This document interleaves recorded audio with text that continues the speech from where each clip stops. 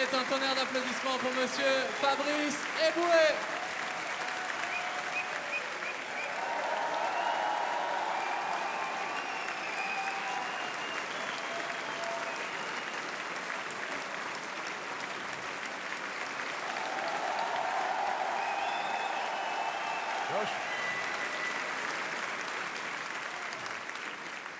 Alors pour ceux qui sont jamais venus à un de mes spectacles, je fais à peu près toujours la même chose.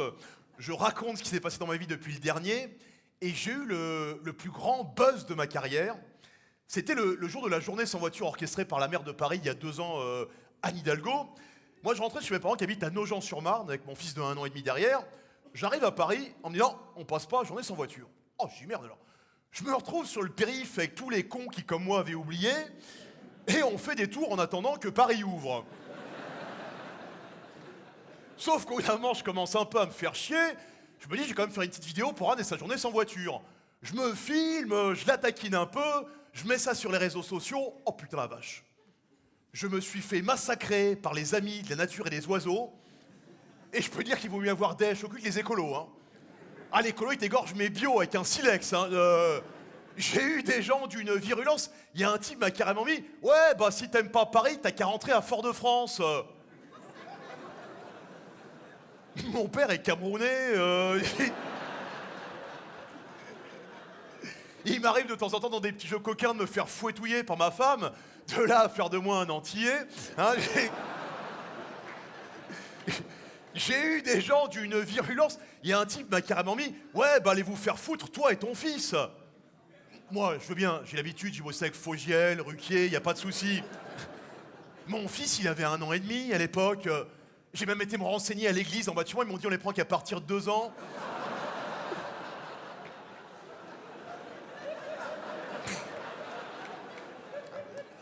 Alors j'ai une dame, j'ai failli avoir la compassion, mamie. Oui, vous respecteriez un peu plus la journée sans voiture si comme moi vous étiez asthmatique. Là je vais faire respecter. Là. Le problème c'est qu'elle a écrit asthmatique A-2-S-M-A-T-I-Q-E quoi. Quand t'as le sida, tu l'écris pas avec 2D quoi. Et le pompon, c'est un mec qui me dit oui, on nous a beaucoup entendu sur la journée sans voiture, on nous a pas beaucoup entendu sur le conflit en Syrie. On peut comparer ce qui est comparable à des moments, tu vois, c'est comme pendant la dernière grève des transports, t'as un type qui disait à la télé, oui, c'est une honte, la grève des transports, c'est une prise en otage des usagers. Je suis pas sûr que le soir de la prise d'otage au Bataclan, il y en a qui dit, tiens, on dirait une grève des transports.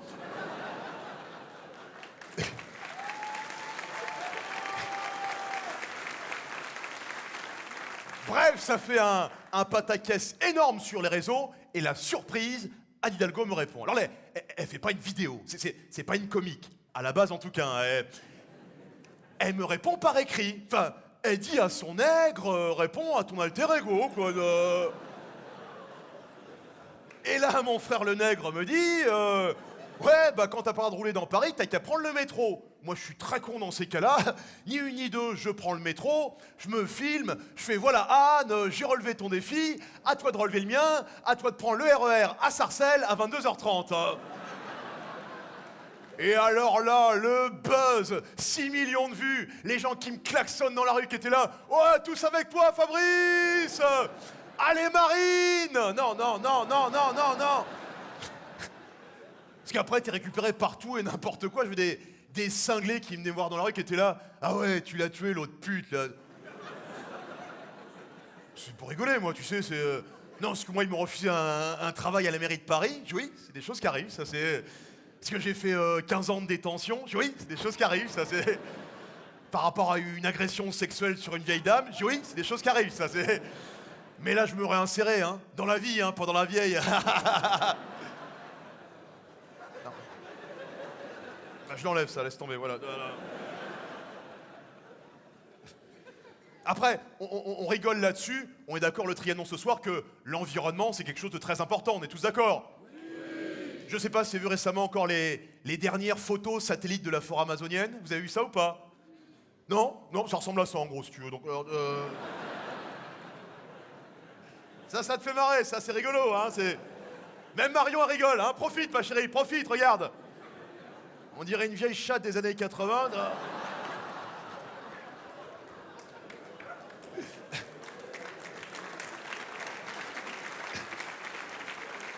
Serge, il avait déjà sorti sa bite, lui. Oh!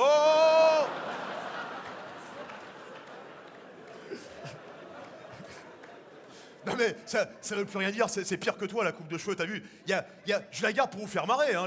Les gens me reconnaissent de dos dans la rue, s'il te plaît, ils sont là, Fabrice. Non mais regarde l'état du truc quand même.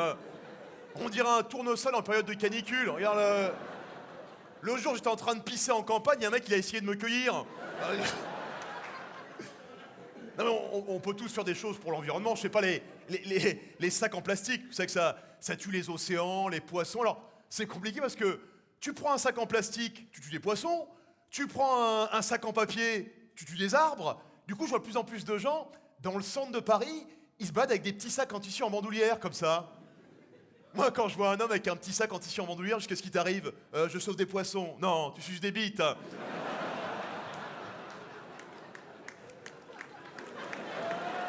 Non, applaudis pas ça, parce que j'ai eu des soucis avec ça sur les réseaux sociaux aussi. Donc, parce que j'ai fait un film qui s'appelle Coexister, peut-être qu'ils l'ont eu dans la salle.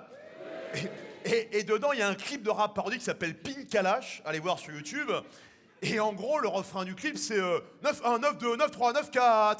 Tous mes vrais gars sont à quatre pattes. 9-5-7, 5-7, 7-7, 8. Tous mes gars sûrs, aiment sucer des bites. On l'a écrit à deux. Et là, il y a un mec qui me met sur les réseaux. Ouais, c'est une honte. Tu crois vraiment que la vie d'un homosexuel se résume à se mettre à quatre pattes et à sucer des bites? Non mais après, on parle bien de sexualité. Après, je me doute bien que la vie d'un homme homosexuel, c'est pas juste se mettre à quatre pattes et sucer des bites, c'est aimer aussi, je sais pas, le maquillage, la coiffure, Chantal Goya. Je rigole, Marion, je rigole. C'est juste que j'en ai marre des gens qui rigolent de tout, sauf de ce qui les concerne. Moi, par exemple, il y a quelques années de ça, je faisais une émission télé, je me rappelle plus trop laquelle. Je répétais l'après-midi le sketch que je vais faire en direct le soir. Et en gros, la chute de mon sketch était... parce que comme on le sait tous, les homosexuels ont tous le sida.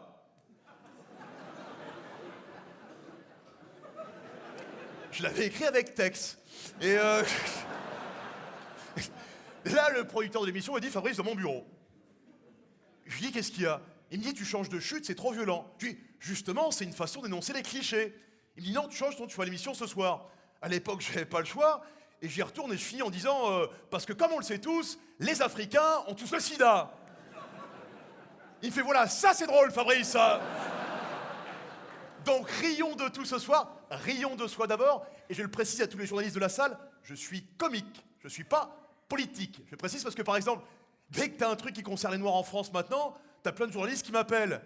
La dernière fois, c'est l'histoire du blackface. Ils m'appelaient tous, oui, qu'est-ce que vous en pensez? J'en sais rien, moi. Plein d'intellectuels noirs. Il me dit, oui, mais Lilian Thuram n'est pas disponible. Et ils me font chier à chaque fois. L'autre jour, c'était l'affaire H&M. Vous vous rappelez de ça?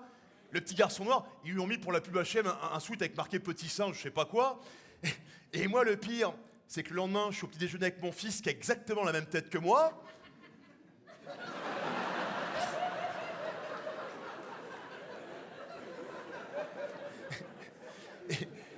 Et là, je m'aperçois, ces céréales, c'est des Choco Pops. Celle avec le petit singe sur le paquet.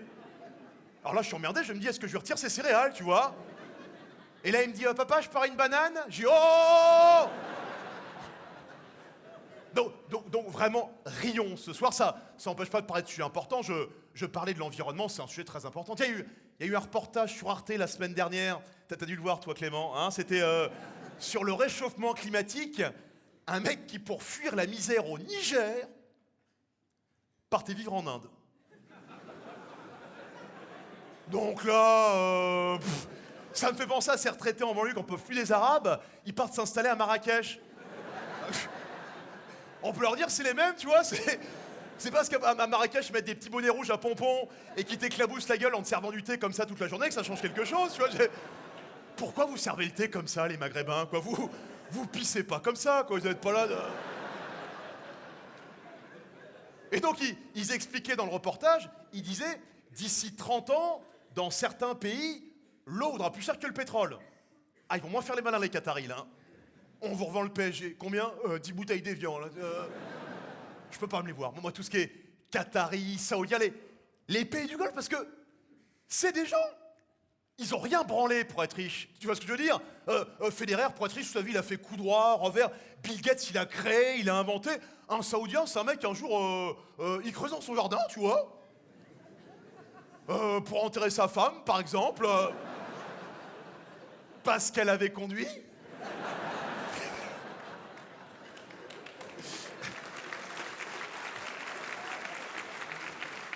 Et là, tout d'un coup, on est riche.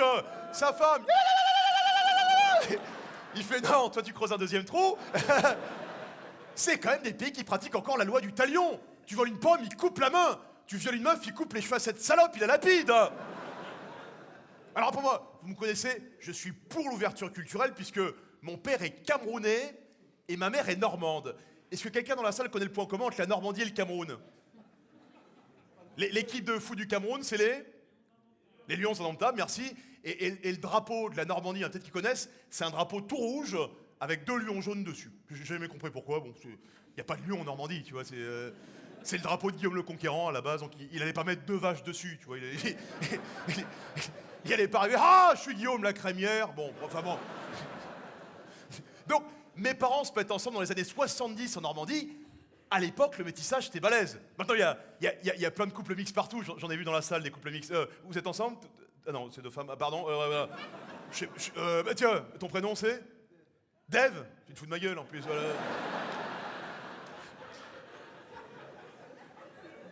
Toi, tu t'appelles Dave, tu te fous de ma gueule. Alors là, tu m'aurais dit Stéphane, j'aurais pu gover. Mais alors là, Dave, putain. Tu t'appelles comment? Bon, et bon, voilà, t'es d'où, Dave? La Martinique, ouais, allez, va jusqu'au bout du n'importe quoi, comme ça on y va. D'ailleurs, c'est marrant parce qu'aujourd'hui, on a tous une copine à nous qui est blanche, mais qui sort qu'avec des noirs. Hein, Asmar, elle est comme ça, elle est négrophile, quoi, elle est... À ne pas confondre avec nécrophile, ça n'a rien à voir, hein. Ah bah attends, elle s'attend à ce que tu lui présentes, je sais pas, Omar Sy, t'arrives avec Charles Aznavour... Pardon Serge, ouais, pardon, alors là, dans 6 mois je la fais avec Johnny. J'attends un peu. J'attends que les histoires d'héritage soient réglées. Eh, petite parenthèse dans le spectacle, vous pensez qui magouille dans l'histoire de l'héritage de Johnny? Lâchez-vous, ouais, Laetitia, ouais. Alors, moi ça ne tient vraiment qu'à moi. Ça n'engage que moi. Je suis persuadé que c'est les 2 petites chinoises. Ah, je les ai jamais senties ces 2-là, tu sais. Toujours toutes les 2 en train de magouiller. Regardez les images de l'enterrement, elles sont là. Ah, les 2 petites chinoises. Déjà, si tu regardes bien, elles ressemblent pas du tout à Johnny.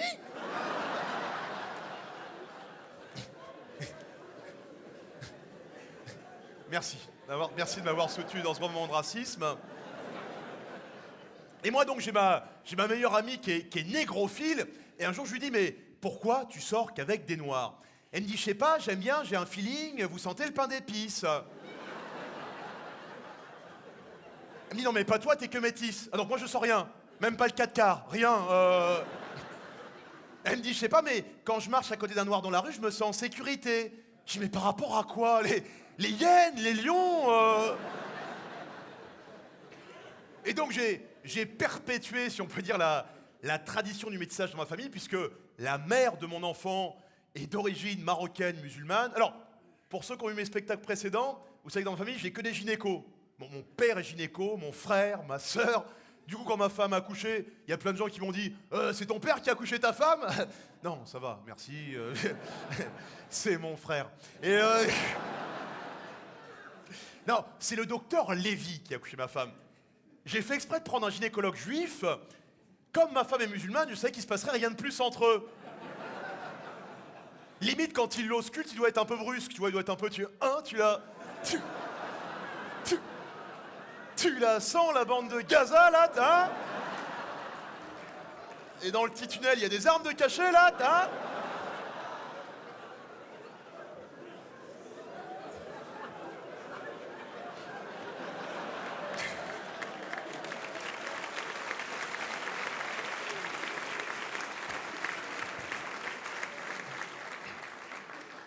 Donc mon fils, né le 15 janvier 2015, pile une semaine après les attentats de Charlie Hebdo, vous rappelez qu'à l'époque, la France est très tendue. Vous ne savez pas, mais nous, les comiques, on s'est tous réunis entre nous. Je me rappelle, c'est Franck Dubosc qui s'est levé en premier, qui a dit ils ne baillonneront pas la liberté d'expression, je continuerai à ouvrir ma gueule, je ferai Camping 3. Et là, t'as Bigard, galvanisé, qui se lève, qui dit moi, un djihadiste, je suis en Chopin, je le prends par les couilles, je lui mets le poing dans le cul, mais bien profond. Et là, t'as Gad Elmaleh qui se lève, qui dit moi, un djihadiste, je suis en Chopin, je le prends par les couilles, je lui mets le poing dans le cul, mais bien profond.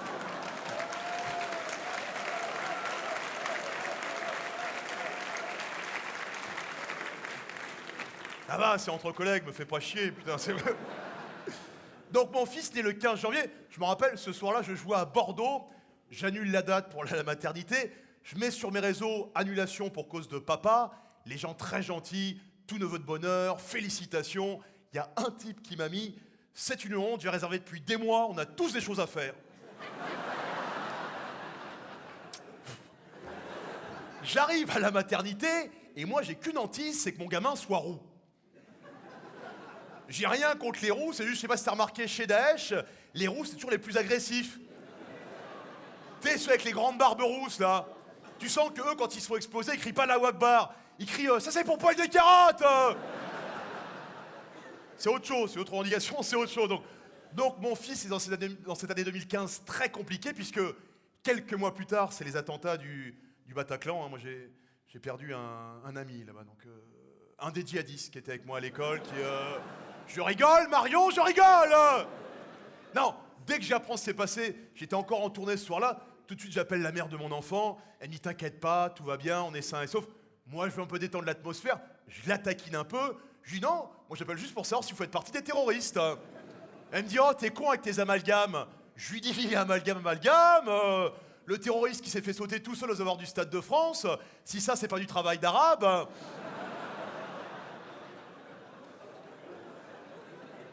Mais j'ai honte, mais on était tous parano en 2015 parce que chez Daesh, ils pratiquent ce qu'on appelle la taqia. Vous voyez ce que c'est ou pas?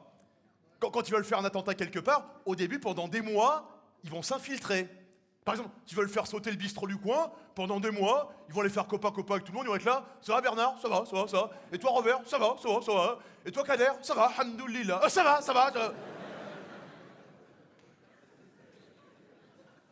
Puis un jour, le chef de Daesh lui donne l'ordre, et là, le mec fait son attentat.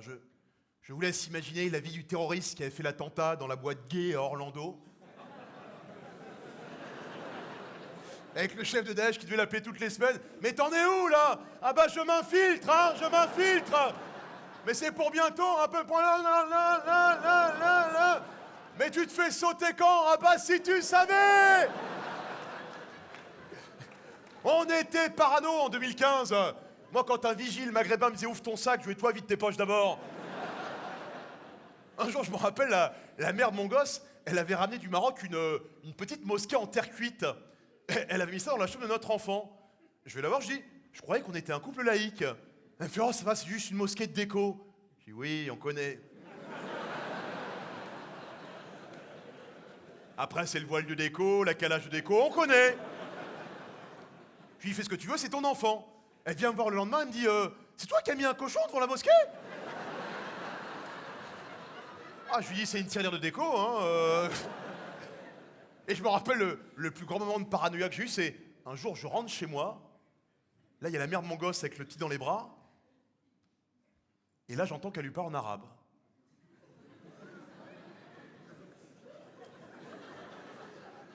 Je lui dis qu'est-ce que tu lui dis là? Elle me dit je lui apprends quelques mots en arabe. Je dis ah ouais, comme ça. Vous parlez de moi, c'est ça? Elle me dit non, je lui apprends quelques mots en arabe. Et là, je lui ai dit ça suffit. Et je dis ça suffit à tous mes amis maghrébins de la salle. Les maghrébins, vous ne parlez pas l'arabe. Les maghrébins, vous parlez une sorte de dialecte arabe. Moi, j'étais en Égypte avec ma femme, elle a dit oh, c'est bien, on va pouvoir communiquer. Elle a rien compris. Ils ont rien compris. Et je me suis mieux débrouillé avec mes 3 mots d'allemand. Les maghrébins, vous ne parlez pas l'arabe. Vous parlez une sorte d'arabe créole. Vous parlez le petit bougnoul. Voilà la réalité. Et comme vous n'avez pas de langue, vous inventez des mots et vous rajoutez des mots en français derrière pour vous comprendre. Vous êtes là, allez chez Franprix.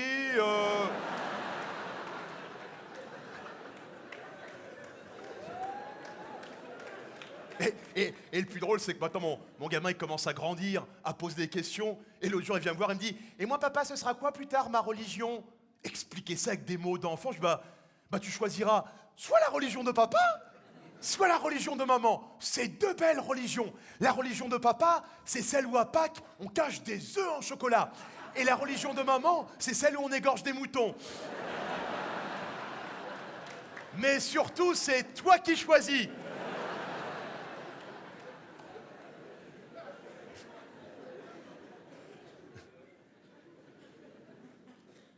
Et encore, les plus grands soucis que j'ai eu dans mon couple, moi, c'est à cause de l'alcool. Ah, j'aime boire. Je suis un vrai Normand là-dessus. Alors là, du rhum. Un jour, la mère de mon gosse m'a dit, pourquoi tu t'es mis avec une musulmane si t'aimes tant boire? Il faut bien quelqu'un pour ramener la voiture quand on va en soirée. Non, mais je suis pas alcoolique, mais c'est chiant d'être avec la personne que t'aimes au restaurant, par exemple, et pas pouvoir partager une bouteille de vin. Tu sais, quand le serveur arrivait et disait, et vous boirez quelque chose avec ça? Je suis là, bah non.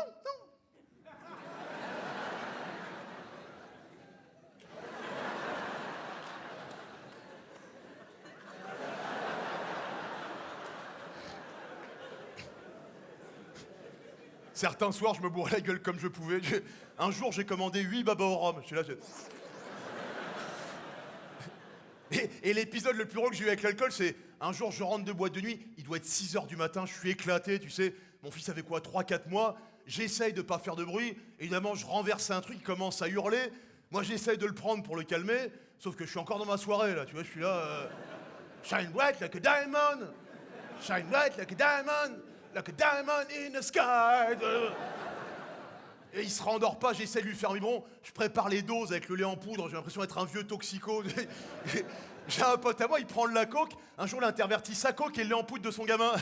Le gamin n'a pas fait sa nuit, son jour, sa nuit. Mon pote, il a pris son rail, il a fait son row derrière.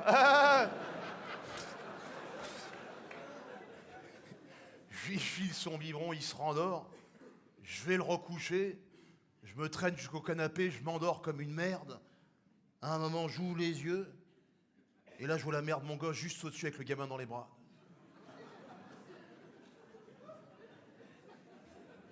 T'es rentré à quelle heure? Oh, minuit. Minuit 7 peut-être. Hein, Et là, il y a mon gamin qui fait rentrer 6h du matin.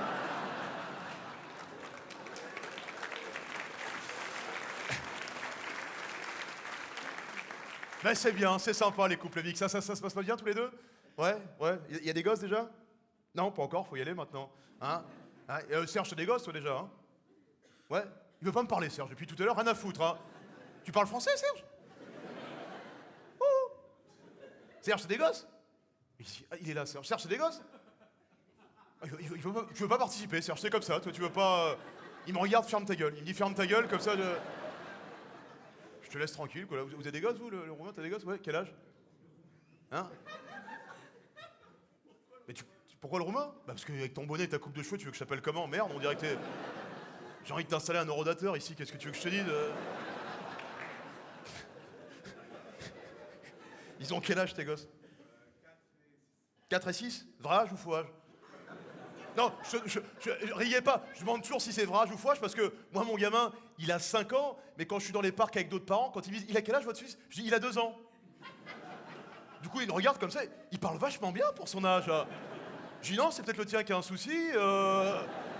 C'est à crever de rire, fais-le, tu vas voir, après il repart. » Alors on y va les enfants, ça suffit maintenant.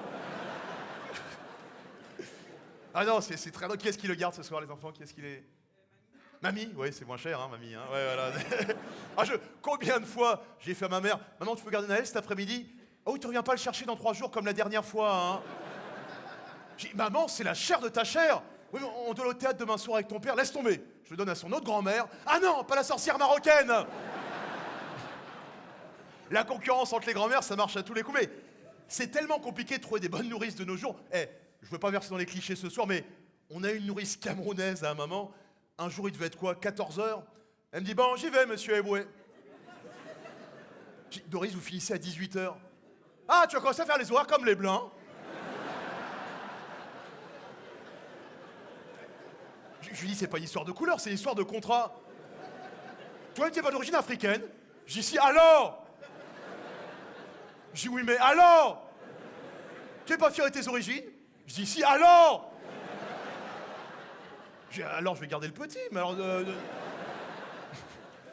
Après, on a une nourrice bulgare, un mannequin, la fille. Je te jure, parfois, elle était derrière la poussette dans la rue comme ça, limite, j'étais fier à côté d'elle. Un jour, il y a une dame qui me reconnaît, elle me dit « Oh, monsieur Eboué, c'est votre fils, il est trop mignon !» Je fais « Oui, il a de qui tenir. Hein. » Je vois ma femme qui arrive en courant, je fais « Voilà la nourrice. » Et alors, le pompon, on a essayé une garde partagée chez une dame très bien. Le souci, elle laissait traîner au milieu des enfants son chien, un lévrier afghan. Tu vas commencer ou pas? Les chiens de course tout maigres, tout dégueulasses, là. Même les punks à chiens, les abandonnent, ils se dégagent, tu me fais honte, ils sont là de... Ah, les lévriers afghans, mais comment un pays peut tout rater à ce point, même ses chiens, quoi?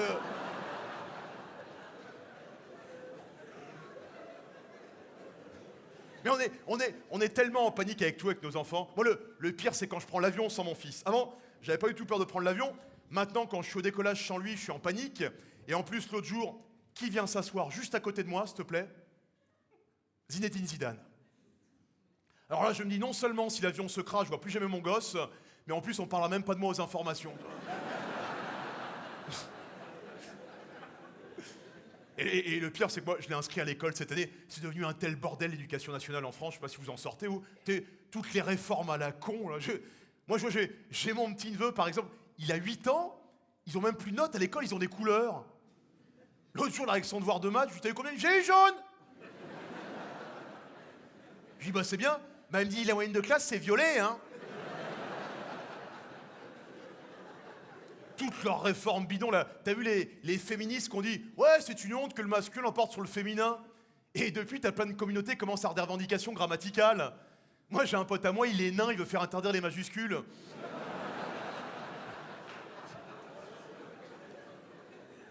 Non, elle est bien, non? Vous êtes dur à faire marrer tous les deux, merde, quoi. Elle est pas mal par rapport à la taille des lettres, tout ça, non? Bah oui, les minuscules, non? T'es dur à faire... Quand je viens là, c'est un peu pour vous, hein. Compliqué, ça, c'est les mecs, putain, je sais pas d'où ils viennent. Ça, c'est tu sais, ils sont arrivés normal au spectacle, ils voulaient se marrer au début, tout d'un coup, ils ont vu qu'il y avait les loges présidentielles, ils ont pété un câble, ah, on est là. Ça y est, ils sont à Versailles, c'est fini, tu vois, ils sont là. Limite, quand vous riez, ils sont, oh, les paysans, oh. Ah non, toutes les réformes à la con, là, t'as vu, là, ils veulent même faire interdire le passé simple. Ils ont dit, oui, c'est trop compliqué pour les gamins. Il y a quand même des textes en français fabuleux au passé simple, non? Bah oui, lesquels, par exemple? Le Cid, Corneille, nous partîmes 500, et par un prompt renfort, nous nous vîmes 3000, en arrivant au port. L'inverse des migrants.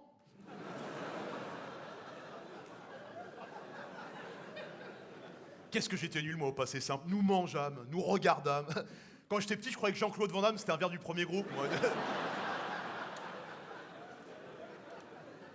Et alors, regardez bien les textes de réforme, ils veulent remettre l'éducation sexuelle au collège avec, c'est pas des blagues, en 6e, 5e, des cours de masturbation.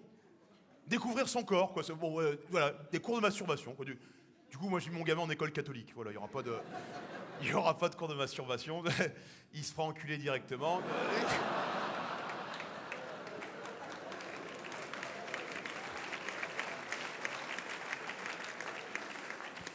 Merci pour lui. Merci. Ah non, c'est compliqué, hein, là, je te jure. Hein, tout. Alors, le pire maintenant, c'est... Vous avez vu dans le 93, je crois que c'était en ZEP. Hein, alors, on dit plus ZEP, je crois. Est-ce qu'il y a des profs dans la salle? Levez la main, les profs, que je vois un peu. Généralement, on reconnaît... Ah, il y a un prof, là. Lève la main. Ils sont timides ce soir, hein. Généralement, à la gueule qu'il a, tu sais quelle est la matière qu'il enseigne. Fais voir, lève ta main. Il n'y a pas un prof, c'est quoi? C'est une salle d'illettrés, là. Puis il n'y a pas... Prof de quoi vous êtes, madame? De tout? C'est quoi, prof de tout? Tu fais gym, un peu SVT en même temps, tu fais de... T'es prof au Congo, quoi, t'es coiffeur, prof,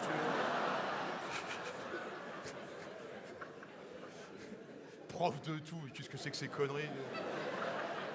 Ah bah on comprend pourquoi le pays va mal, hein, putain, alors là... Je suis prof de tout.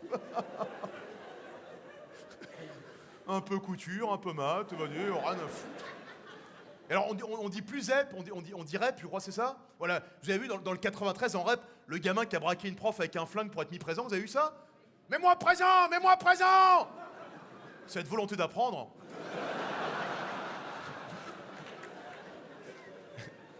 Blague à part, moi j'ai une copine à moi, sa fille est en ZEP, elle pleure tous les matins, et puis elle est en cours, elle a « Je veux pas y aller, je veux pas y aller !» Et il dit « Sophie, tu as 34 ans, tu es prof de maths, tu y vas maintenant !» Moi j'ai un pote à moi, il est prof de philo en REP, il m'a dit l'autre jour, j'arrive en cours, je dis « Aujourd'hui nous allons voir le complexe d'Oedipe. Qu'est-ce que vous pensez du complexe d'Oedipe ?»« Va niquer ta mère !» Exactement. Et du coup, il y a plein de gens, maintenant, ils mettent les gamins en école communautaire. Hein, les cathos en école catholique, les juifs en école talmudique, les roms en école du cirque. Hein.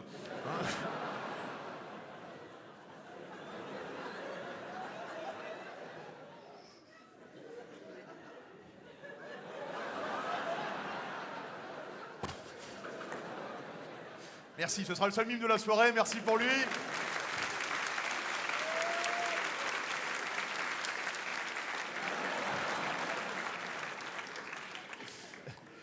Et il y a un grand débat en ce moment à l'école, c'est les menus de cantine. Toutes les communautés veulent leur menu, et il y a une communauté qui est très agressive en ce moment là-dessus. Vous avez deviné laquelle? Les véganes, exactement. Vous voyez ce que c'est les véganes? C'est les gens qui ne consomment rien, qui n'utilisent rien qui provient de l'animal. Nous, on a une nourrice végane maintenant pour mon fils, elle lui faisait que des fruits et des légumes écrasés. Un jour, je lui dis, c'est sympa, mais il faudrait des yaourts aussi. Elle me fait, ah non, moi rien qui provient de la vache. Et je dis, vous peut-être, mais mon fils, si. Elle me dit, bah, votre femme a qu'à faire des yaourts avec son lait. Je fais, oui, moi je fais des petits Suisses.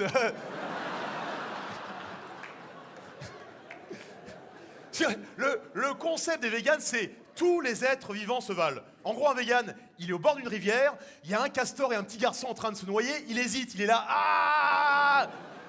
Me dis pas un homme égal à une huître. Tu crois que t'as des huîtres pendant le réveillon qui font semblant d'être mortes pour pas être mangées?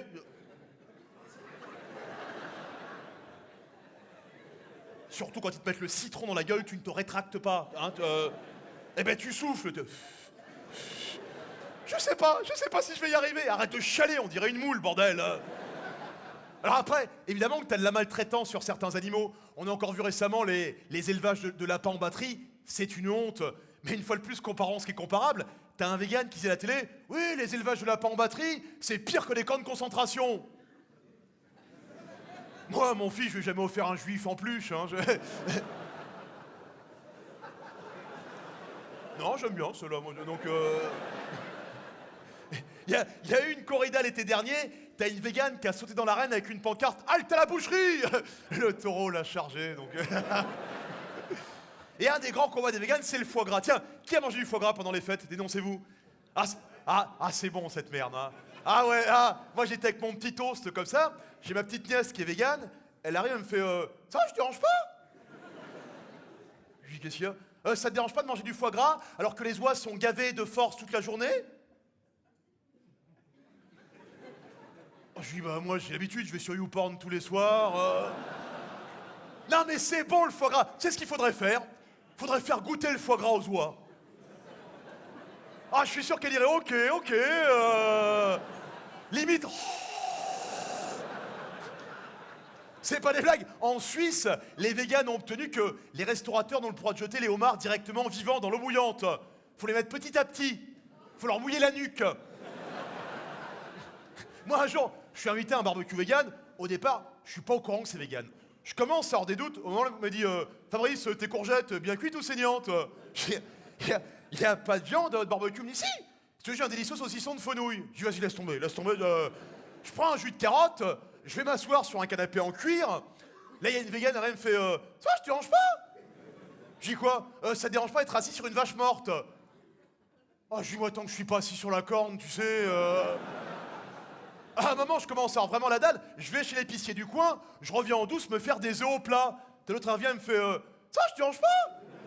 Je dis quoi encore? Ça te dérange pas de manger des fœtus? Je dis c'est pas des fœtus, c'est des œufs. Elle me dit c'est pareil. Je dis non, c'est pas pareil. Je pense pas qu'un médecin, quand il fait un avortement, il attend que son jus d'orange, c'est mouillette. Elle me dit mais tu ne comprends rien, Fabrice.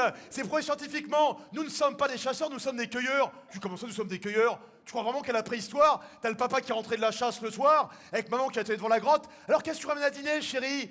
Oh, regarde, j'ai cueilli 3 framboises. Mais on veut du mammouth, connard. Mais j'ai des violettes aussi. Mais dégage, espèce de fiotte. Avec ton sac en tissu en bandoulière.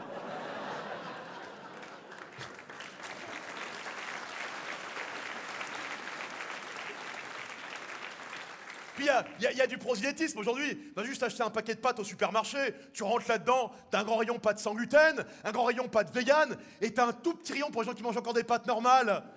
C'est devenu le rayon de la honte, c'est le rayon du sex shop, nain obèse et zoophile. C'est pas des blagues, ils viennent d'ouvrir à Paris le premier restaurant vegan naturiste.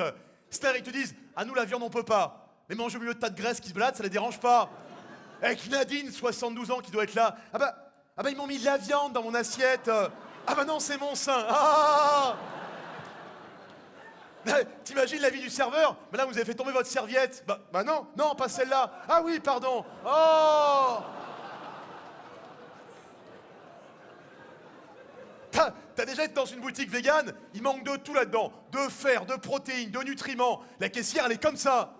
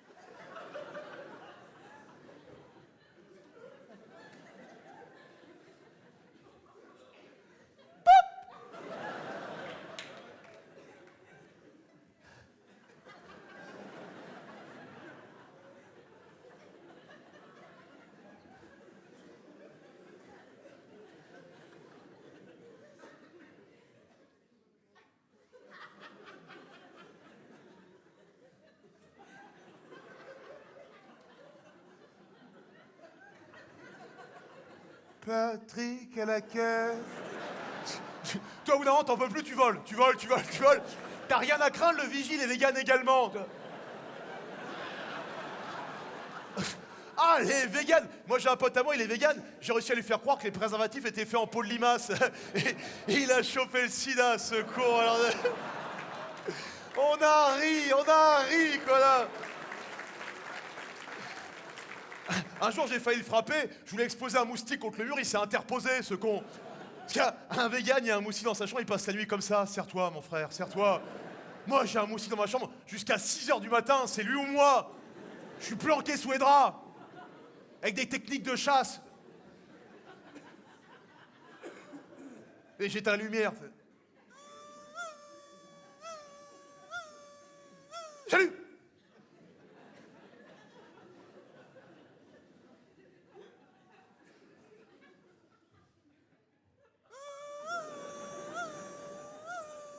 Salut! Sauf que là, tu l'as repéré, il est juste là, t'attrapes n'importe quoi, un livre, une chaussure, là, tu sais que c'est maintenant ou jamais, là. Il est 5h52 du matin, là, tu vas voir si on n'est pas des chasseurs. Il est posé juste là, sur la cuisse de ta femme. Et la meilleure façon maintenant de tuer les moustiques facilement, c'est les prises anti-moustiques. Tu branches ça, et le moustique, il pète un plomb, mais petit à petit, il est là. Il s'écrase, mais comme une merde. On dirait un vol à la Lufthansa. Puis à un moment, il est par terre, comme ça.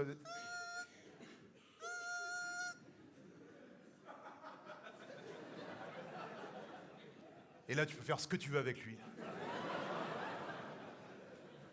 Généralement, je lui arrache une aile, moi.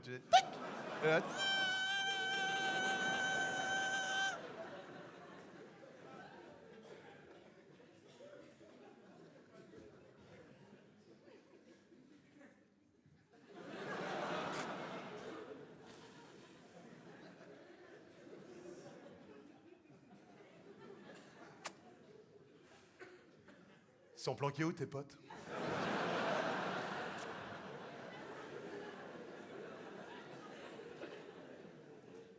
Tu peux m'expliquer pourquoi t'as 6 empreintes qui correspondent exactement à celles du Pont Ligonnès? Là, je lui arrache la deuxième aile comme ça, tic, il est là comme un con. Et l'autre jour, j'ai eu une idée fantastique. J'ai trouvé une aiguille creuse chez moi. Je l'ai plantée, je fais... Ah, je mens. Jamais de ma vie, j'ai fait du mal à un animal. Une seule fois, j'ai pas fait exprès. Je revenais de Melun-Sénart. Il y en a qui connaissent ou pas? Et les gens du 77 dans la salle. Bref, je revenais de Melun-Sénart. Et pour rentrer sur Paris quand l'autoroute est fermée, il faut traverser toute la forêt de Melun-Sénart.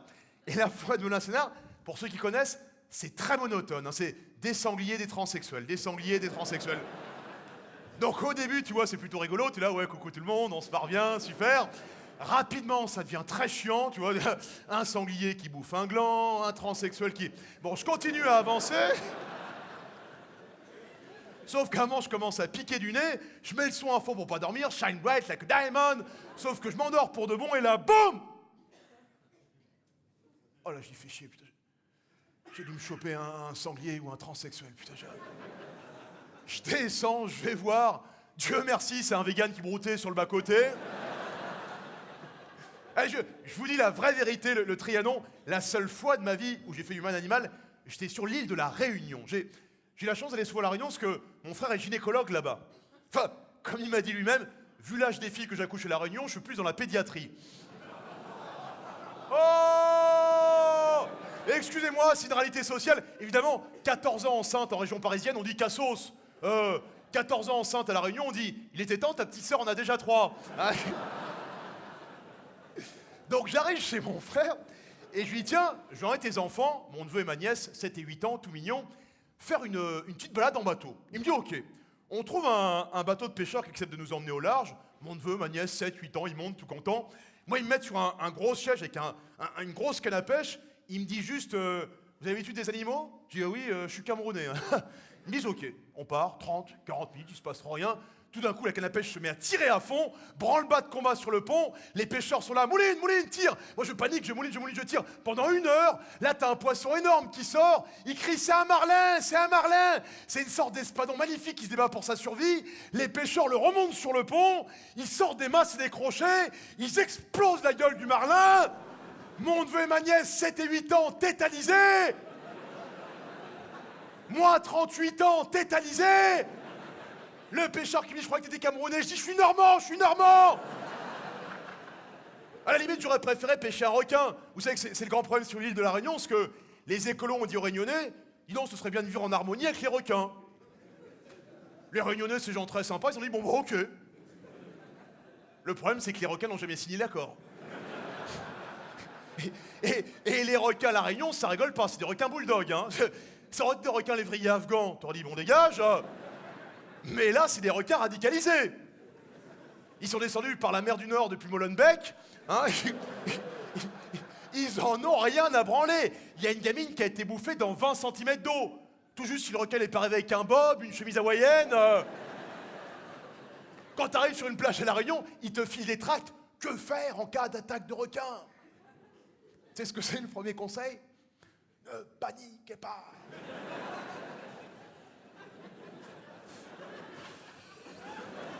Les clubs de surfeurs à La Réunion, c'est devenu des clubs d'anciens combattants.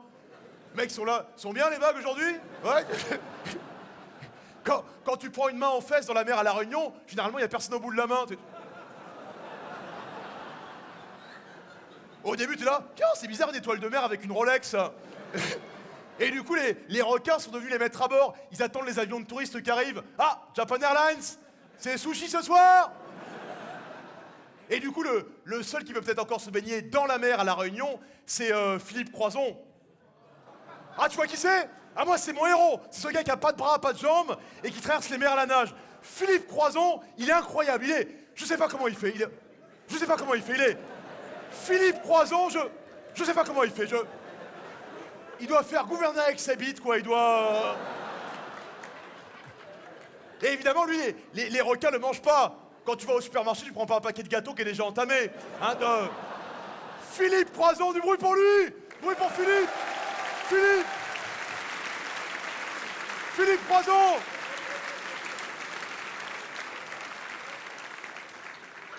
Je sais même pas comment il est devenu comme ça. Il a peut-être volé 4 pommes en Arabie Saoudite.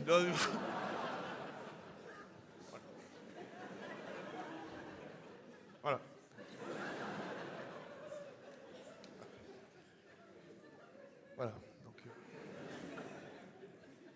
tout ça histoire de dire, c'est dur de trouver un juste équilibre entre pêche, chasse, nature, voilà, c'est ce que je voulais dire dans ce sketch. Voilà,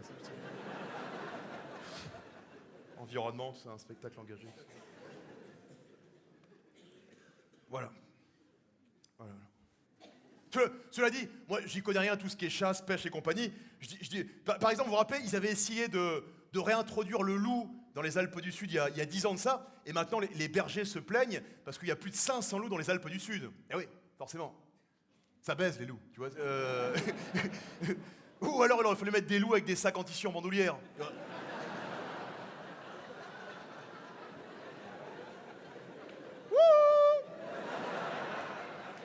Je suis le loup. J'y connais vraiment rien, moi, à tout ce qui est chasse-pêche. Par contre, il y a un type de chasse en 2019, faut arrêter, la chasse à courre. Est-ce que c'est ou pas? Et c'est les chasseurs sur des chevaux, avec plein de chiens et des trompettes. Ils sont là. Pas en 2019, merde, tu vois. Une fois, j'ai croisé un régiment dans la forêt de Fontainebleau. Limite, ils sont arrêtés devant moi. Oh là, jeune sarrasin, qui fait dur notaire. Ah, il paraît que les animaux qui chassent, ils meurent même pas d'épuisement. Hein. Ah, ils meurent de rire en les voyant, ils sont là. Et il paraît que maintenant, t'as des véganes, pour lutter contre la chasse à courre, ils mettent des croquettes pour chiens sur les parcours. Du coup, les chiens sont déboussolés, ils sont là.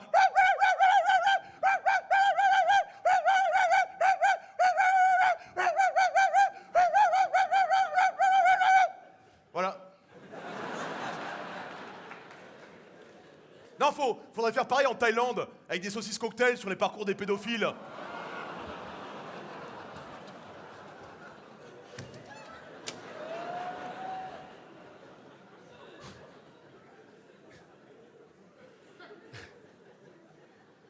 Et pour en finir avec les requins, vous savez que le pire ennemi du requin, c'est le japonais. Vous êtes au courant que la spécialité culinaire au Japon, c'est la soupe d'aileron de requin. C'est-à-dire, ils capturent les requins, ils coupent l'aileron, et ils refoutent le requin à la flotte. Il a l'air con après, le pauvre requin, tu vois. Il a plus qu'à aller voir les clubs de surfeurs à La Réunion. Salut les mecs. Ah, les Japonais, ils en ont rien à foutre, ils bouffent tout. Hein. Les thons, les baleines, les Japonais, ils pourraient faire chauffer la mer, ils feraient une soupe géante. Hein. Ah, Fukushima, c'est ça l'objectif au départ.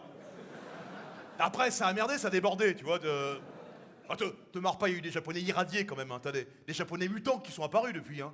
Ah, des Japonais gigantesques d'1m60 avec des bites de 10 cm, hein, des trucs...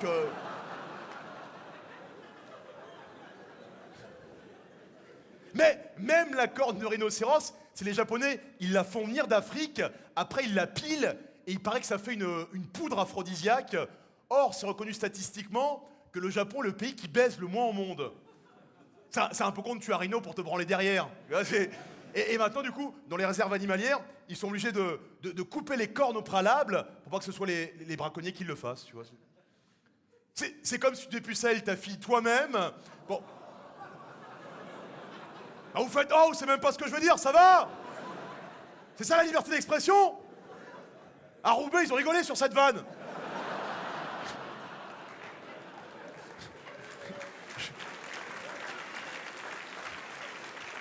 Je m'en fous, je termine. Pour toi, Serge, pour mai 68, on y va. C'est comme si tu dépucelles ta fille toi-même pour pas que ce soit un autre qui le fasse. Là, vous fermez bien vos gueuleurs. Là, Non, laissez-moi une chance. Je vous dis ça parce que moi, j'ai un pote à moi, il a raté son bac 2 fois de suite. La deuxième fois, il me dit « Putain, qu'est-ce que je vais dire à mes parents ?» Il rentre chez lui, son père lui dit « Alors ?» Et là, il dit Tonton m'a touché quand j'étais petit. » Ça a foutu la merde dans la famille, mais ça a marché. Et je le file à tous les plus jeunes de la salle. Si vous avez des notes de merde, si vous crame en train de fumer du shit, ayez toujours un attouchement familial sous le coude. Moi, j'aurais été François Hollande à la fin de son quinquennat, j'aurais dit « Tonton m'a touché quand j'étais petit. » Voilà. J'arrête, voilà. J'arrête, c'est pas le moment de faire des blagues là-dessus. On sait bien que tout ce qui est agression sexuelle en ce moment, vaut mieux être douce. Là, c'est chaud en ce moment. Putain.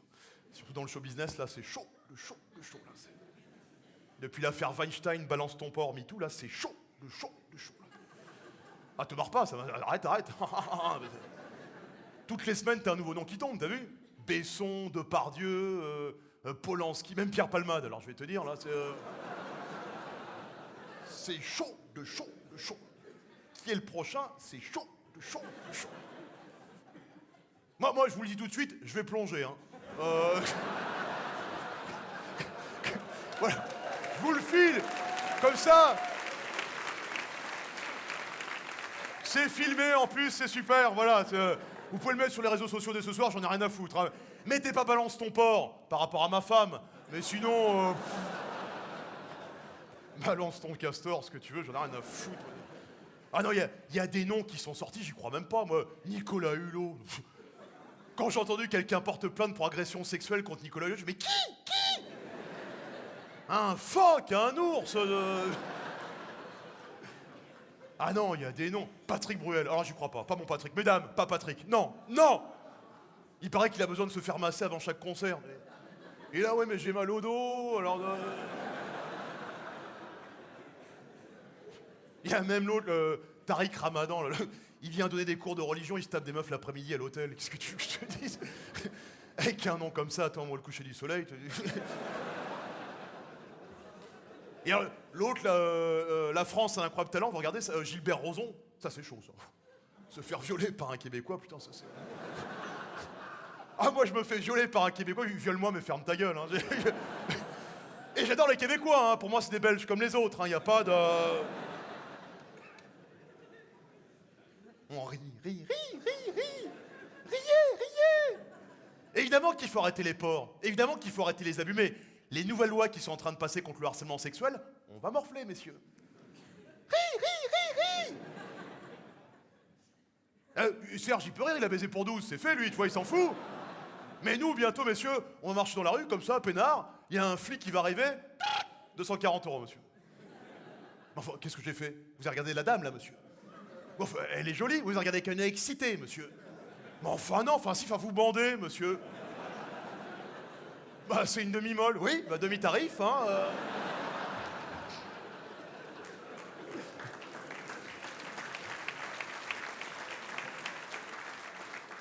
Et moi, je dis, plus que la répression, je crois en la prévention, parce que le problème, c'est que la nouvelle génération, ceux qui ont grandi avec le porno sur Internet, ils sont complètement détraqués du cerveau. Les gens qui, comme moi, ont aux alentours de 40 balais, on a une sexualité équilibrée parce qu'on se masturbait devant Ariane du Club Dorothée, tu vois. On se finissait devant Maya l'abeille, tout va bien, quoi. Bon, quand on voit une ruche, on est un peu... Ah, mais globalement, ça va. La nouvelle génération, moi, le jour, je dors chez mes parents, je me réveille dans la nuit, mon neveu de 13 ans devant un porno, s'il te plaît. Je lui dis, mais ça va pas. Il me fait, ah, ça va, tonton, c'est juste un gangbang. Je lui dis, tu es malade ou quoi? Je lui dis, d'ailleurs, c'est même pas un gangbang, ça. Non, ça c'est un plan à 3, ça, tu vois. Elle se fait prendre en sandwich, c'est un plan à 3, ça. Le gangbang, c'est quand elle est tout seule, au milieu d'une dizaine d'hommes, et qui lui jouent sur le visage. Voilà. Attends, je regarde, que je t'explique. Attends. Qu'est-ce que t'en penses de la dame, là? Il me dit, elle est bonne. Je lui dis, non, quelle note tu lui mettrais? Il me dit jaune.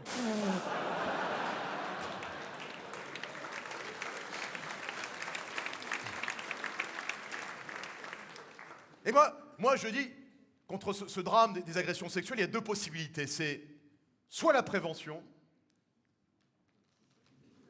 soit le sucre. Et là, les gens se disent, Eboué, il a complètement pété un câble. Mais les gens qui, comme moi, lisent Science et Vie Junior, savent qu'il y a eu un article très intéressant qui montrait que quand on a un orgasme, on libère exactement les mêmes endorphines de plaisir que quand on mange du sucre. Par exemple, si t'as fait l'amour hier soir à ta femme et que juste après, elle a filé dans la cuisine pour boire un litre de coca, c'est que t'as pas fait le job. C'est que... Hein, quand on dit le couple tombe dans la routine, qu'est-ce qui se passe? On fait plus l'amour, on se retrouve sur le canapé devant la télé et on bouffe des glaces. On est là, oh ouais, oh ouais, oh t'es froide, salope. Oh ouais, oh oui, Häagen-Dazs, oh, allez un plan à 3, Ben & Jerry's, allez, oh. Et d'ailleurs, comme il y a une super ambiance ce soir pour la captation, mesdames, je vous file un truc. Si ce soir, mesdames, vous voulez connaître l'orgasme absolu, parce que moi, j'ai toujours dit, l'objectif de mes spectacles, c'est que les couples puissent rentrer détendus chez eux et fassent l'amour en pensant à moi. Donc si ce soir, mesdames, vous voulez connaître l'orgasme absolu, et là, regardez bien comment elles sont concentrées tout d'un coup.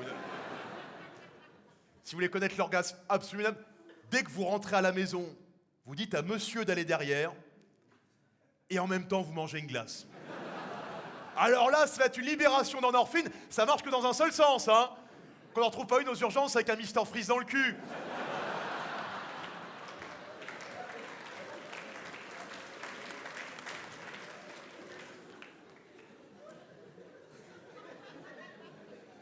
Voilà. Donc, j'espère que vous ne retiendrez pas que ça du spectacle. Voilà. Je vous dis ça parce qu'il y a quelques semaines, on a joué à Orléans. Il y a un monsieur, il m'attend à la sortie, il me fait « Ah, merci, j'ai beaucoup ri. » Je dis « Oui, ça vous a plu ?»« Ah ouais, le Mr Freeze dans le cul, quoi. » J'ai dit « Il y a autre chose ?»« Ah non, moi, c'est le Mr Freeze dans le cul. Moi. » Parce que j'ai fait 15 ans de détention. Merci, merci.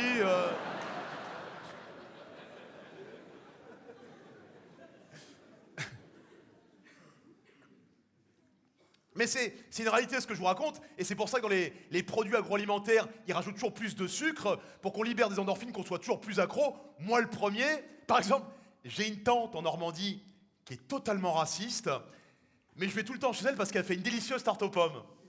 Elle est là, ah ouais les bougnoules, je suis là, ouais mais la cannelle, putain la cannelle. Ah il se régale mon négro, hein. Ah ouais tata. Il en veut une part le bamboula. Allez tata, allez. Et moi, il y a un produit auquel je suis accro depuis que je suis petit. Je sais que c'est pas bien, mais je suis un vrai toxico. C'est le Nutella. Putain, qu'est-ce que j'aime cette merde. Un jour, j'étais sur un plateau télé comme ça le matin en train de faire ma tartine. Il y a un technicien, il arrive, il me fait ça, je te dérange pas? Je dis qu'est-ce qu'il y a? Ça te dérange pas de manger du Nutella qui est fait avec de l'huile de palme, qui détruit toutes les forêts en Indonésie, qui tue tous les orang-outans? Bah, j'aime bien les orang-outans. Mais je préfère le Nutella. Il me dit, mais tu te rends pas compte, Fabrice, à cause de gens comme toi, ça se trouve, dans 30 ans, il y aura plus d'orang-outans. Tes petits-enfants ne verront peut-être jamais d'orang-outans. Mais si on leur dit pas qu'ils ont existé. Et du coup, le lendemain, il m'amène une pâte à tartiner bio. Il me dit, goûte ça, ferait la différence. Je goûte sa pâte à tartiner bio. Je dis, c'est pas mal.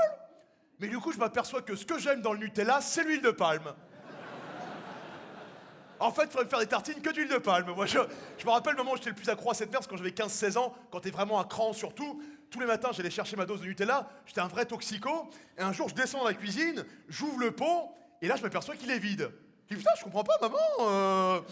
C'est moi qui ai pris le Nutella en dernier hier. Il en restait dans le pot. Elle me dit, oui, ton frère est rentré tard de soirée, c'est lui qui l'a terminé. Je fais, ouais, mais t'as pensé à acheter un pot en rab? Elle me dit, non, j'ai pas eu le temps de faire les courses. Je fais, ouais, mais putain, tu fais chier, maman, tu fais chier! Sale pute! Et là, j'ai le réflexe de n'importe quel toxico Nutella. Je cherche le couteau le plus pointu de la cuisine et j'essaie d'aller chercher dans les coins du pot tous les petits bouts d'orang-outan que je peux. Petit à petit, j'arrive à me faire une tartine de secours, mais je suis tellement stressé, la tartine me glisse des mains et tombe côté Nutella dans l'endroit le plus crade de la cuisine, derrière la machine à laver, là où t'as les restes de mouches, de cafards. Ah, je peux dire que ça a pas été vegan comme petit-déj, hein. C'est-à-dire que j'en peux plus de la dictature du manger bien. Maintenant, faut plus manger bon, faut manger bio, sans gluten. Moi, par exemple, j'ai un couple d'amis, ils ont une villa immense vers Cannes, des Parisiens, piscine, tennis. Je les aime pas, mais comme la maison est magnifique, j'y vais tous les étés. Et tous les matins, ils te servent de la pâte à tartiner bio sur du pain complet. Mais c'est dégueulasse, le pain complet. Ils me disent, oui, Fabrice, c'est bon pour le transit. Mais je vis pas pour bien chier, moi, je mange parce que c'est bon, je mange pas pour inviter des potes le lendemain et dire, regarde comme elle est belle. Elle est bien complète, celle-là. Alors, applaudis si tu veux, voilà.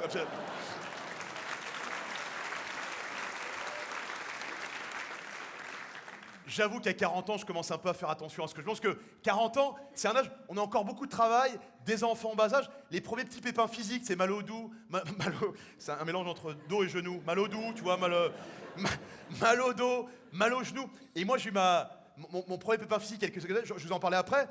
40 ans, c'est l'âge charnière. C'est l'âge où tu peux vriller soit vieux cool, à la Serge, tranquille, tu vois, détendu, tu vois, soit vieux con. Et moi, je sens que je vrille vieux con par moment, mais c'est à cause d'une voix qui me parle dans la calvitie, tu vois, qui est là. Le jour, j'étais chez moi vers 23h, il y a des jeunes, ils faisaient du bruit en bas de mon immeuble. Il y a quelques années, j'aurais ouvert la fenêtre, j'aurais dit, les gars, faites un peu moins de bruit, il y a mon gamin qui dort. Là, je sais pas ce qui m'a pris. J'ai observé, mais à travers les rideaux. Et c'est la voix qui me dit de faire ça, tu vois. Alors j'ai des potes à moi, ils me disent, pourquoi tu te rases pas la tête? Je dis, je préfère ressembler à Tsonga qu'à Guy Georges, tu vois. Non, un petit peu quand même, non, voilà. Et je vous dis, 40 ans, c'est l'âge des premiers pépins physiques. Et moi, j'ai eu mon premier gros pépin physique il y a 2 ans de ça. Suite à un rapport sexuel, je commence à avoir une douleur au sexe. Quand on a une douleur au sexe, on va chez le... Merci, voilà, l'urologue. Il y a eu un sexologue là-bas, c'est faux, effectivement. Il y a eu tout, il y a eu podologue, c'est toi podologue, hein, c'est de la déconne. Voilà, bah, tu déconnes bien, merci de participer au spectacle à ta façon. Voilà. Donc effectivement, bon pour l'urologue. J'arrive chez l'urologue, la moyenne d'âge chez l'urologue c'est 70-80 balais. On se fend pas la gueule chez l'urologue. Hein. On se pisse dessus, mais pour d'autres raisons. Cela dit, si tu confonds podologue et urologue, j'aimerais pas être à la place de ta femme. Hein. Je te le dis tout de suite. Si elle a des champignons, c'est pas la piscine. Hein.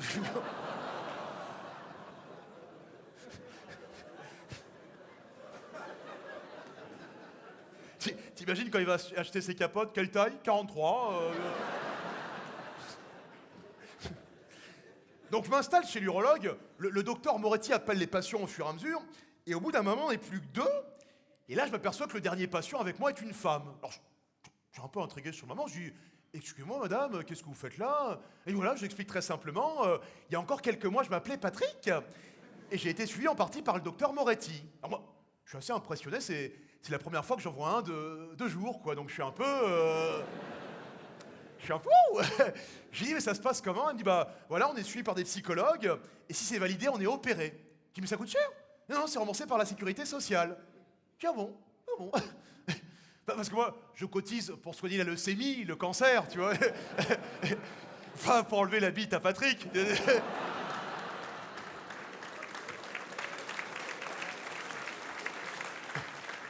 Non mais c'est vrai parce que parfois tu vas chez le dentiste juste pour te faire arracher une dent, on dit non, c'est pas remboursé, tu vois. Ou alors faudrait dire j'ai une bite dans le fond qui me fait super mal, là. Bah, après, faut pas se moquer parce qu'après, t'as des psychiatres qui te disent oui mais c'est des gens en grande détresse psychologique, s'ils n'obtiennent pas ce qu'ils veulent, ils peuvent se suicider. Et si moi je veux un Porsche Cayenne Je vais chez le concessionnaire, ouais, je vais prendre celui-là. Ouais, 60 000 €, monsieur. Ah, j'ai pas d'argent, par contre, j'ai pas de... Ah bah, c'est pas possible, monsieur. Ah bon?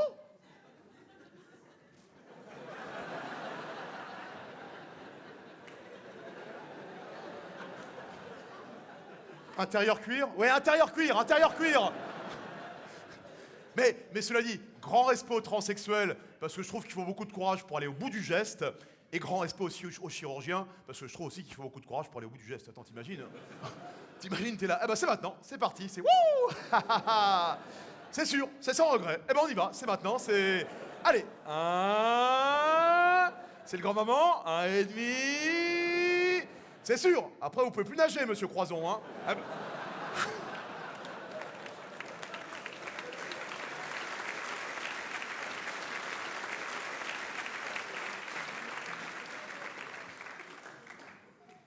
Et là, le docteur Moretti m'appelle et c'est mon tour.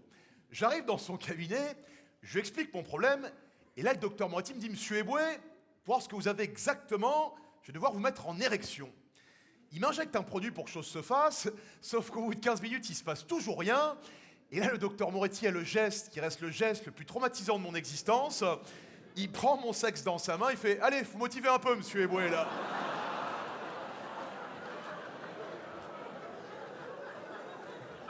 Moi, je sais pas comment réagir sur le moment, tu vois, je chante dans ma tête pour rester calme. Je suis là, 9-1, 9-2, 9-3, 9-4.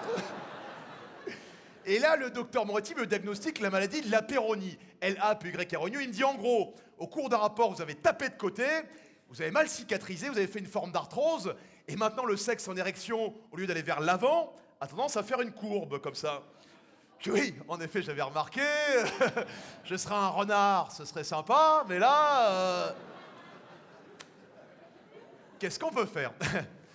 Il me dit, la première solution, c'est l'ablation. J'ai dit, c'est-à-dire? Il me dit on remplace la partie malade par une sorte de greffon. Je dis ah oui, vous prenez par exemple un bout de graisse dans la fesse et vous remplacez. Il dit non, là en l'occurrence il faut que ce soit élastique, donc généralement on prend un bout d'intestin de porc. Ah, j'ai dit, moi je suis pas végane, mais j'en connais une qui va pas être contente. Il me dit la deuxième solution, c'est la prothèse pénienne. Puis c'est-à-dire, il me dit on remplace l'intérieur par une sorte de mousse, vous avez exactement les mêmes rapports que tout le monde, la seule différence c'est que pour être en érection, il vous faut une petite pompe. Je lui dis mais moi je veux faire l'amour, pas le Tour de France. Et je jure, c'est pas des blagues, pendant plus de 6 mois, pour voir l'évolution de la maladie, je devais envoyer les clichés de mon sexe en érection au chirurgien. Limite, au bout d'un moment, je me suis laissé prendre au jeu, j'étais comme ça, tu sais, j'étais... Voilà, j'ai été au bout de l'intimité ce soir. Peut-être que dans l'assiette des messieurs qui ont été touchés par la même maladie, ne venez pas m'en parler à la sortie. Je veux pas savoir, hein, j'ai pas monté une association, un sourire pour une bite tordue.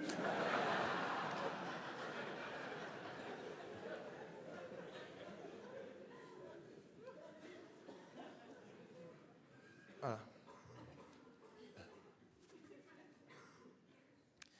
Ça va, Versailles? Vous êtes d'où pour de vrai? Vous êtes, Paris. Paris quoi? Paris premier, voilà. Bon, voilà.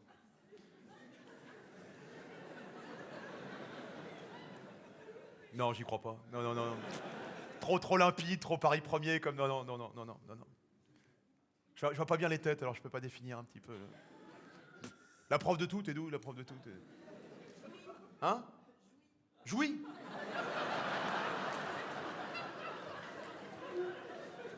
T'es prof d'orgasme aussi en même temps?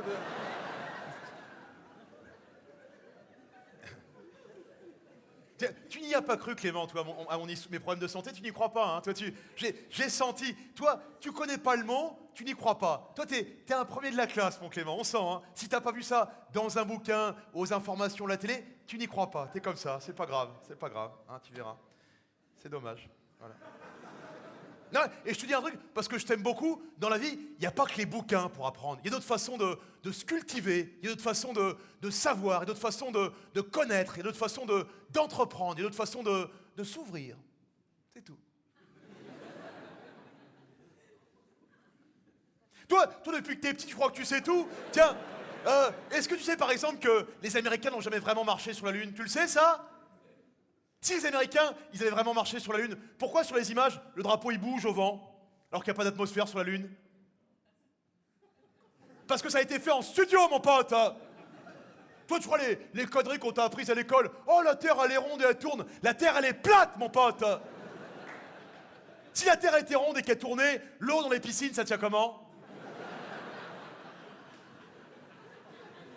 Tu sais pas, que t'es comme un con, tu sais pas, tu vois? Toi, tu crois les conneries des écologistes? Oh, le réchauffement climatique, ça crée la montée des eaux. C'est des conneries, ça. C'est parce qu'on bouffe de plus en plus de sucre, on est de plus en plus lourd, et c'est les continents qui s'enfoncent. Et moi, je sais tout ça parce que tous les soirs, je vais sur YouTube, mon pote. J'apprends autrement, je me cultive malin, moi. Toi, depuis que t'es petit, t'es là. Oh, je sais. Tu sais rien, mon gars. Tu sais ce que c'est, ça? C'est un nazi à qui il manque 4 doigts, ça.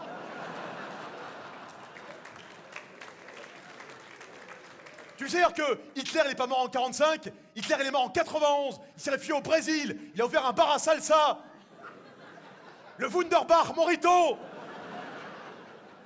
Michael Jackson non plus, il est pas mort. Il s'est réfugié sur une île.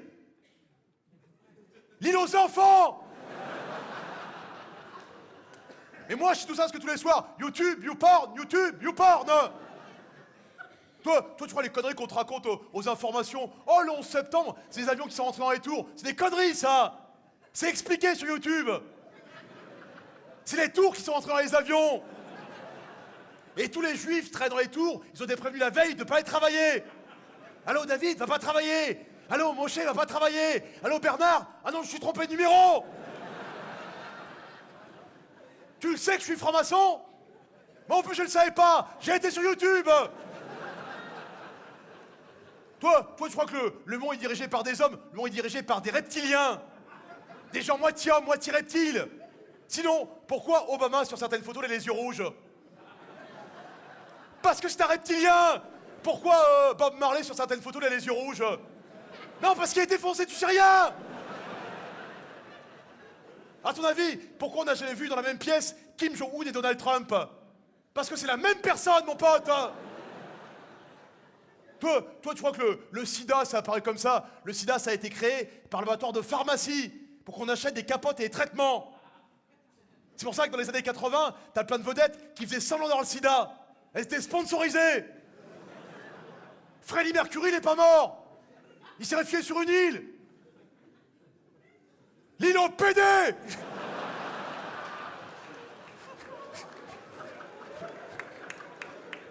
Toi, tu crois que Macron l'a été élu comme ça? Macron l'a été élu parce que c'est un Illuminati. C'est pour ça qu'il a fait son discours devant la pyramide du Louvre, qui est le symbole des Illuminati. Et sa femme, elle l'est aussi. Brigitte, elle n'a pas 68 ans. Elle a 132 ans.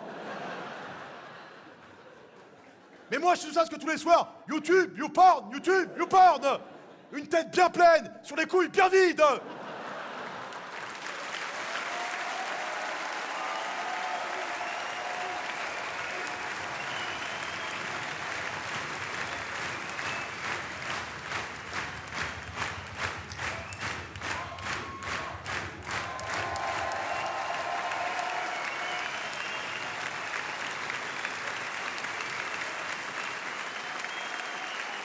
Merci un maximum de bruit pour Clément ce soir, du bruit. Du bruit pour Versailles, du bruit pour Serge, du bruit pour Marion, du bruit. Et on va faire un triomphe à la poursuite. C'est la lumière qui m'a suivi pendant plus de 10 ans. Tiens, bouge Edouard. Il part à la retraite demain soir. C'était le plus vieux poursuiteur de France. Du bruit pour Edouard.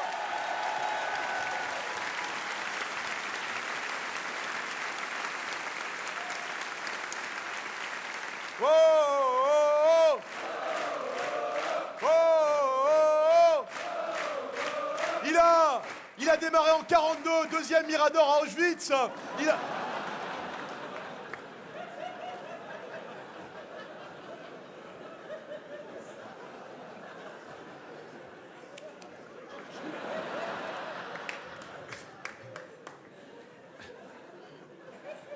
Voilà. C'est le rappel. Donc voilà. Avant, je ne faisais pas de rappel pendant mon spectacle. C'est mon metteur en scène, Thomas Godin, qui m'a demandé de faire un rappel, de revenir. Quoi, voilà. Donc je reviens. Voilà. J'ai rien à dire, mais je reviens. Voilà. C'est sympa, voilà. On se regarde, vous me regardez. Voilà. C'est important, une fin de spectacle. En plus, je crois que la fin de spectacle la plus nulle de toute ma carrière, joue de temps en temps pour les détenus en prison. Et je crois que c'était à la prison d'Angoulême. Je file le spectacle en disant aux détenus, surtout si le spectacle vous a plu, parlez-en autour de vous. Entre vous, voilà. Donc, c'est pas toujours un truc con quand tu es en prison. Un jour, je jouais je crois que c'est la prison de Villepinte dans le 93. C'est l'époque de Youssouf Ofana. Vous vous rappelez le gang des barbares? Et à un moment, je disais dans le spectacle, et non, ils ont dit Youssouf Ofana, c'est le cerveau de la bande. T'imagines le reste de la bande? Là, il y a un énorme rire parmi les détenus et ils en montent tous un du doigt. Et là, je commence à comprendre, j'ai un des membres du gang dans la salle. Et forcément, le sketch devient un peu moins drôle. Tu vois, c'est un peu comme si tout à l'heure, en début de spectacle, quand je vous parlais de Guy Georges, tout d'un coup, t'as Guy qui est là. Tiens, pour ceux qui aiment les histoires de tueurs en série comme moi, il y a eu tout un article là récemment dans un magazine, je sais plus lequel, sur Guy Georges. Alors, il t'expliquait, déjà, Guy Georges, il est détenu à la prison d'Ensisheim. C'est là où t'as les plus grands psychopathes, t'as tout le monde là-bas, t'as Fourniret, t'as même celui, je sais pas si vous vous rappelez, qui avait mangé le poumon de son codétenu à la prison de Rouen. Vous vous rappelez, lui? Il avait mangé le poumon de son codétenu, comme ça, et puis t'avais un troisième détenu dans la cellule, le mec n'a même pas bougé, il regardait comme ça, il était là, ouais. Il aurait pu au moins dire ça, je te dérange pas?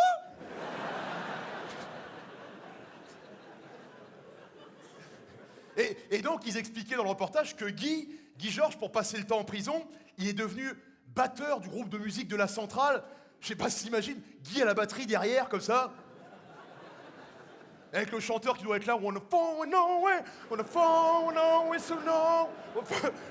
avec Francis Hall, mon violoncelle. Et le petit nouveau à la basse, Norda Lelandais. Sur un texte de Jonathan Daval, là. Ah lui, je crois que c'est le pire, Jonathan Daval. C'est-à-dire que le mec, il tue sa femme, et pour faire croire qu'elle a été courir, il la rhabille en jogging quand même. Limite, je lui ai pas bougé les bras et les jambes pour qu'elle transpire un peu. Et alors, il a menti lamentablement pendant des mois, vous avez vu, et il a craqué en confrontation avec sa belle-mère parce qu'elle lui a montré la photo du petit chat.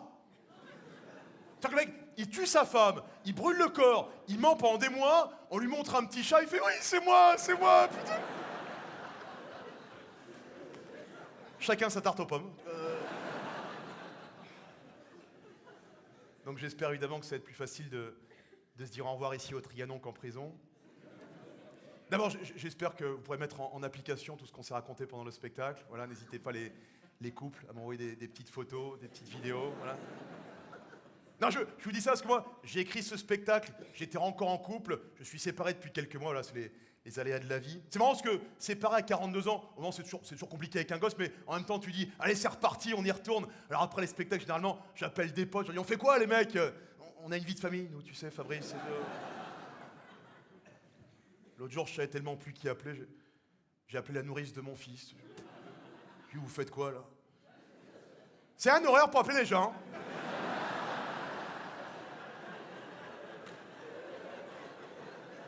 Allô? Alors je suis retourné en boîte de nuit tout seul à 42 ans. Je me suis retrouvé au milieu de la piste de danse avec les jeunes. Et moi j'étais là, mal au genou, au dos, avec le stromboscope qui tape sur la calvitie. On aurait dit un vieux tonton entier à un mariage. Il y a toujours un vieux tonton entier qui traîne au mariage, puis qui danse comme ça sur tous les morceaux. Il s'appelle tonton Jean-Paul, il est comme ça. Puis tonton Jean-Paul, il touche un peu les petites au passage. Hop là. Tu peux rien dire, c'est tonton Jean-Paul, c'est comme ça. Il danse avec ta grand-mère de 92 ans, mais comme ça. Il lui brise le col du fémur. C'est tonton Jean-Paul. Alors au bout d'un moment, je me dis que j'ai plus rien à foutre sur la piste de danse. Alors, je vais au bar, puis je commence à converser avec une jeune fille très sympa. Mais au fur et à mesure de la conversation, je m'aperçois qu'elle a tout juste 18 ans. Qu'elle est née en 2001, parce que depuis 2018, les gens nés en 2000 ont le droit d'aller en boîte de nuit. Et jamais dans ma vie, j'aurais pu penser me retrouver en boîte avec des gens nés dans un autre siècle que le mien. C'est un peu comme si moi, à la fin des années 90, je suis en boîte avec mes potes, tout d'un coup je dis tiens, c'est pas Victor Hugo là-bas?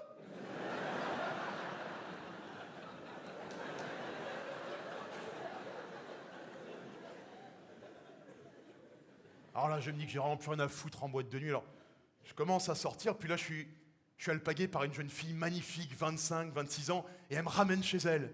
Pas parce que je suis intéressant, pas parce que je suis... Enfin, vous savez très bien pourquoi, bref.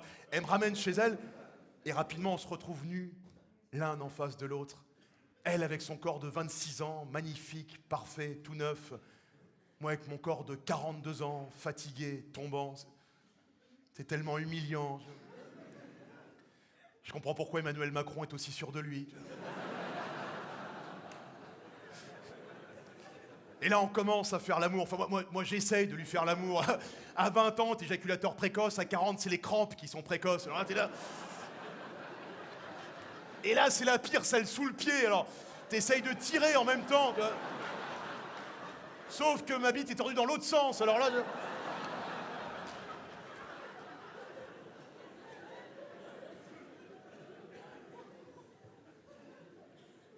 J'ai jamais revu cette jeune fille. Voilà.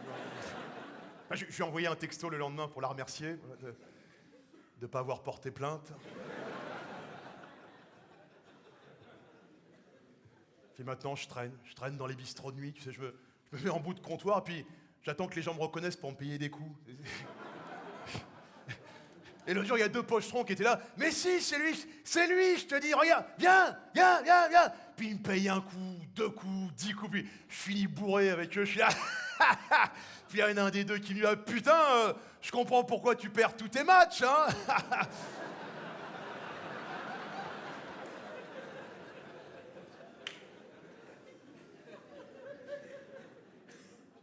Alors je me traîne, j'arrive en bas de mon immeuble, puis là je pense à mon fils qui dort un peu plus haut. Alors je monte les marches 4 à 4, je file dans sa chambre pour le prendre dans mes bras, et là je dis merde, ça fait 3 semaines que je l'ai laissé chez ma mère. Alors je monte dans un taxi, j'arrive à Nogent-sur-Marne, j'arrive devant la maison dans laquelle j'ai grandi, je monte dans la chambre dans laquelle j'ai grandi, où mon fils dort parfois maintenant, et je peux me blottir contre lui. Je peux me mettre à rêver. À rêver le public de ce soir, à rêver le public de demain. Mais pour ça, surtout, si ce spectacle vous a plu, parlez-en autour de vous. Et si ça vous a pas plu, mon tonton m'a touché quand j'étais petit.